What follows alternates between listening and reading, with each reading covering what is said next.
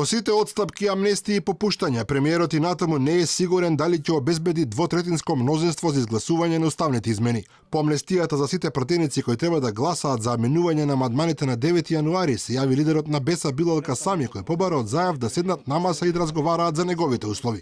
Во спротивно порача, премиерот ќе треба да си бара други гласови за да обезбеди двотретинско мнозинство. Представникот мнозинството, дали премиерот да седне и да видиме кои се можностите и во кој дел може да се прифатат нашите барања. До сега немаме таква атмосфера и затоа во моментот, ако вака се продолжи, значи најверојатно мнозинството треба да размислува за да најде уште гласови. Во спротивно, значи ние имаме подготвеност, но премиерот, мнозинството треба да седне со нас и да ги разгледаме нашите барања. Беса бара освен амандманите согласно со преспанскиот договор уставот да претрпи измени со кои како што велат ќе се унапредат правата на албанците. Конечната одлука дали ќе ги подржи уставните измени ќе ја донесе централното раководство на партијата.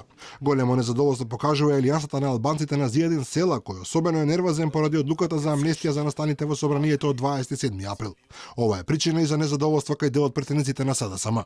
Власта неодамна призна дека засега 76 претеници сигурно ќе го стиснат зеленото копче, што значи 4 помалку отколку во првата фаза. Но веднаш потоа се случи амнестијата, која би требало да ги задоволи барањата на сумината од ВМРО ДПМН кои одлучија да тргнат против одлуките на сопствената партија.